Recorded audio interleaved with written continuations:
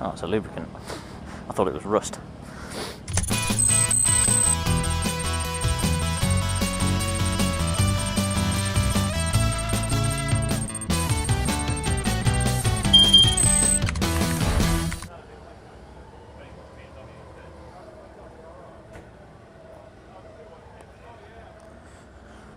Oh my word, this thing's humongous. And it's only the smaller version as well.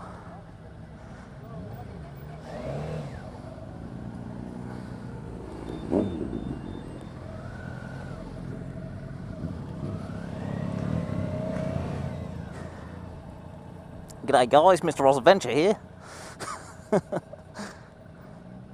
What am I doing on one of these? This is far too big for me.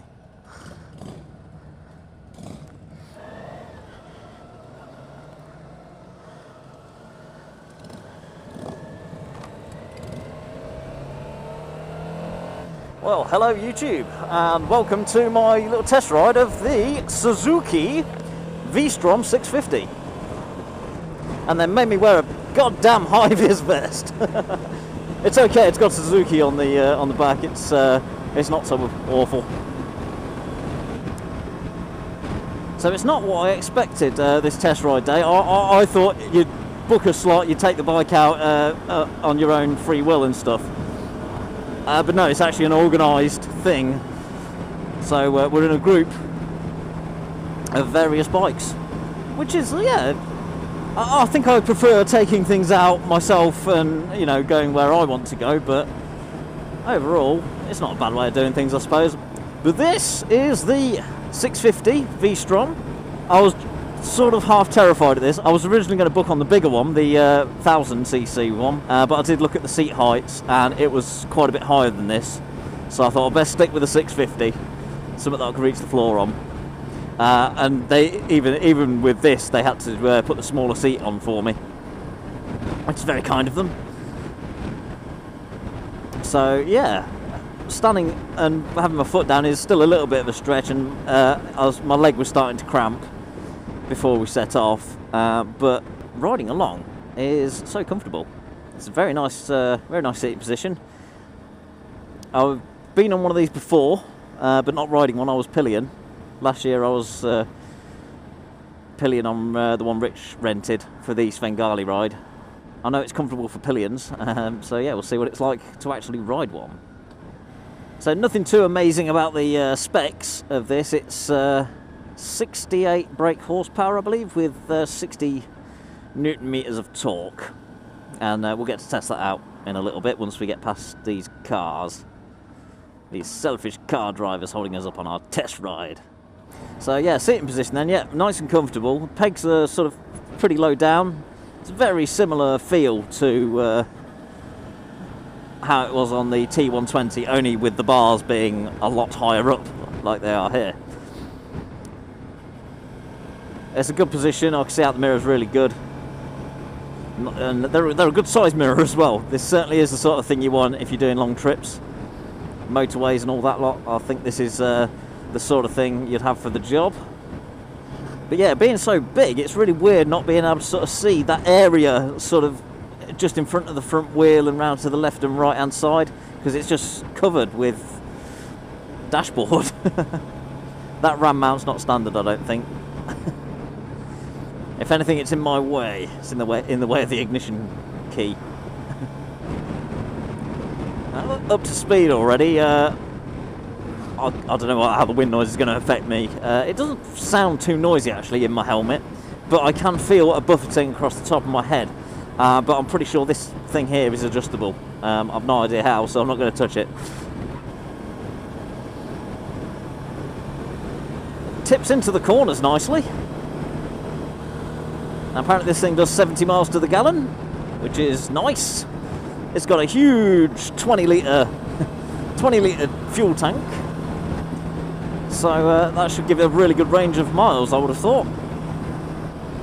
It feels like it's got such a strong road presence. Well, it is a fairly big bike. Feels pretty wide, and yeah, you just get the feeling that when it's coming around these bends and stuff, it's solid and it ain't gonna budge for no one sort of thing. That's the kind of feel I get from this. So I can see the appeal with adventure bikes. They're so comfortable. Are we going to be stuck behind cars down all this now? That's going to be boring. So yeah, the first ride out, we came this same way down and round the Moorstead Loop, and that was the first time I've been on it, and it's an awesome road.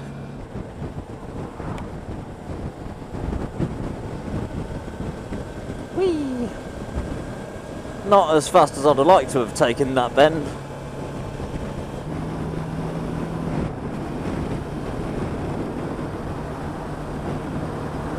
Yeah, you can tuck behind the screen and get out of the wind noise.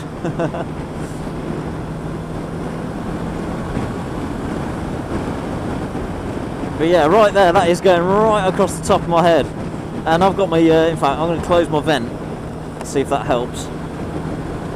That's a little better. I think because I've got my sunroof open, it yeah, was buffeting a bit on that, I think. Yeah, that's a bit better.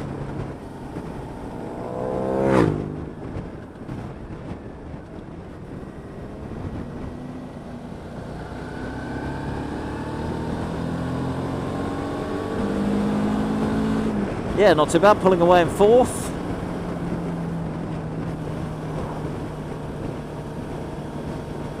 So yeah, it's not exactly powerful or torquey, but it still feels like a good bit of fun. Certainly, I would say, obviously me being no expert on these sort of bikes, but I would say this is a good one to get into this sort of bikes. This is kind of an entry-level adventurer. That's what I'm reckoning. And if anything, it certainly makes me want to have a go on a Tiger. Me being Triumph biased and all that. I will try not to be, because I want to test ride all sorts of stuff. I'd love to have a go on the Africa Twin as well, but I think that might be a little bit too tall for me, but I haven't really seen one yet to get a good look at the seat height.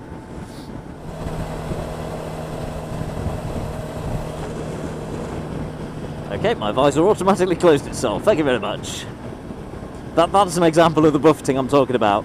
It was enough to make my visor vibrate itself shut.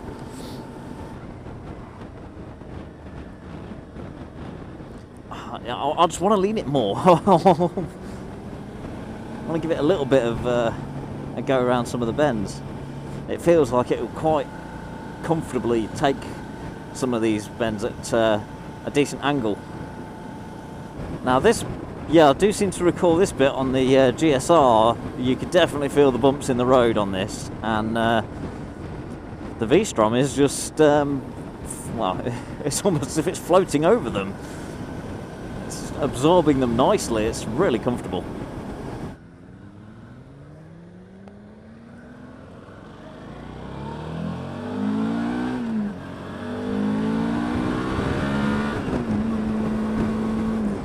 Picks up alright for a 650V.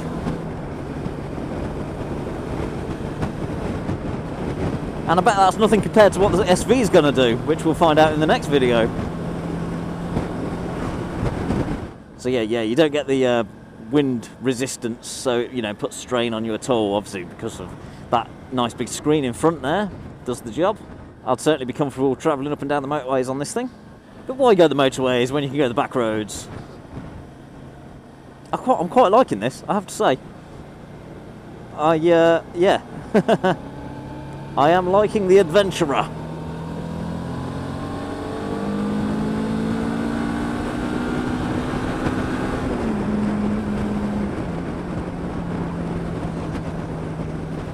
Accelerating there, it was keeping up with the SV650 in front, but then again, I don't know if that guy's pushing it or not.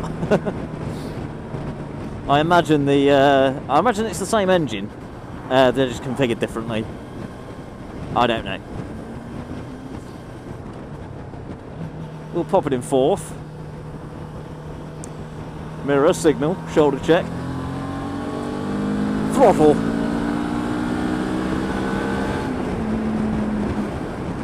Obviously not as quick off the mark as like the Triumphs I've been test riding and things, but still, it was enough to get past that car, no problem.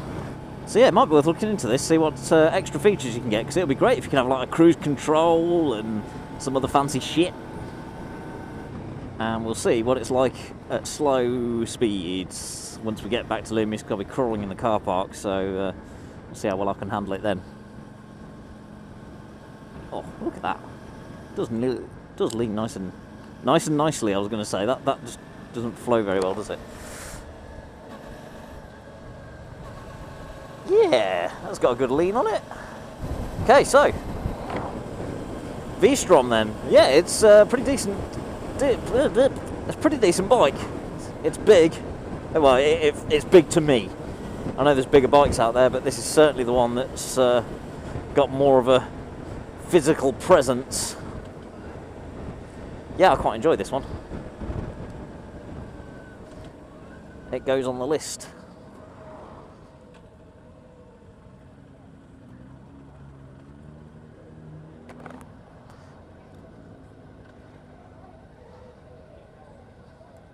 Slow speed then. It's actually really easy. It's dead easy once you're used to it.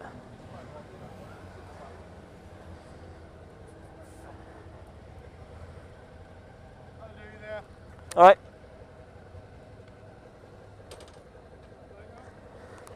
Question is, how easy is it to get to the kickstand? Yes, nice and pretty easy.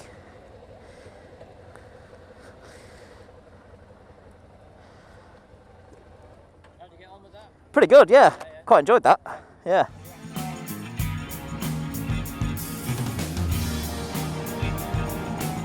Right, let the fun begin. Morstead Road.